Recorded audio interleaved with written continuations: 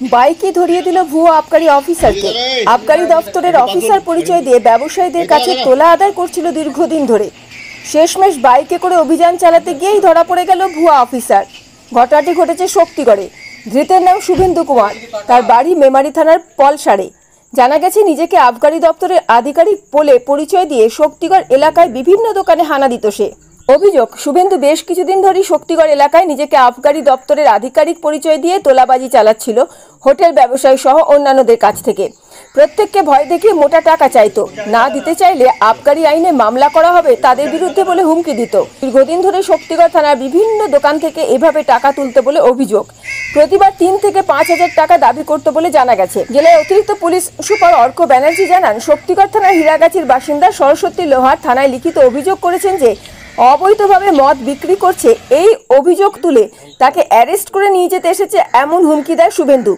অবশেষে শুভেন্দু মোটা টাকা দাবি করে। টাকা না দিলে অ্যারেস্ট করে নিয়ে যাবে এমনও হুমকি দেয়। তিনি অত টাকা দিতে পারবেন না বলে জানান সরস্বতী লোহার। তবে কিছু টাকায় রফা হয়। টাকা নিয়ে যখন চলে যাচ্ছে শুভেন্দু, তখন সরস্বতী লোহার লক্ষ্য করে যে আবগারি দপ্তরের অফিসার পরিচয় দিয়ে যে তাকে অ্যারেস্ট করার জন্য এসেছিল সে বাইকে করে এসেছে। এতে তার মনে সন্দেহ হয় এবং তিনি শক্তিগড় থানার দ্বারস্থ হন।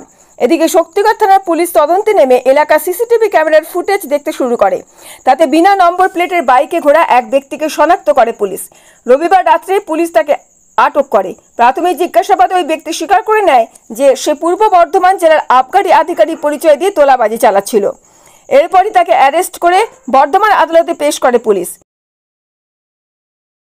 আমাদের কাছে একটা ইনফরমেশন আসে যে শক্তিগড়ের হীরাগাছি একটা গ্রাম রয়েছে।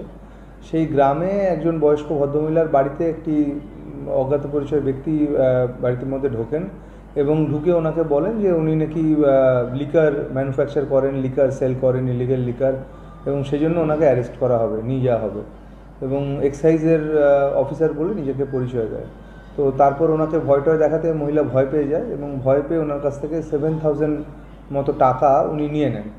নিয়ে নেওয়ার পর যখন ফিরার সময় বাইকে ফেরেন, তখন ওই বয়স্ক মহিলার সন্দেহ হয় যে বাইকে কেন ফিরল, যদি অ্যারেস্ট করতে এসেছিল। তো তারপর উনি 23 তারিখ সন্ধ্যেবেলায় আমাদের থানায় জানান এবং থানায় জানানোর পর আমরা সিসিটিভি ফুটেজ এবং ওনার যে ডেসক্রিপশন পেয়েছিলাম সেটা খুঁজে আমরা বাইক আরোহীকে আমরা আইডেন্টিফাই করি, বাইকেও আইডেন্টিফাই করি।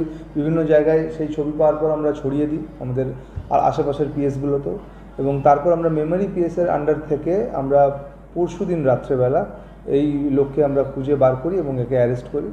কালকে একে কোর্টে ফরওয়ার্ডও করা হয়েছে এবং ওনার নামে কেস স্টার্টও করা হয়েছে ইম্পারসোনেশন। 28-29 ইয়ার্স মতো এজ। এখনও বাই প্রফেশন সেরকম কিছু করেন না, কিন্তু এ অ্যাকচুয়ালি মানে মাতাল আছে আর কি। যখন আমরা একে অ্যারেস্টও করি, একে আমরা একটা ওই বার থেকেই আর কি অ্যারেস্ট করা হয় একে। আমরা এগুলো খতিয়ে দেখছি যে বিভিন্ন থানায় এর নামে এর আগে আরও কিছু আছে কিনা, আমরা সেটাই খতিয়ে দেখছি। না, একে পুলিশ রিমান্ড এই মুহূর্তে নেওয়া হয়নি। তো আমরা ইনভেস্টিগেশন দেখি, যদি প্রয়োজন হয় আমরা রিমান্ডে নেব। Bureau report, mobile news 910।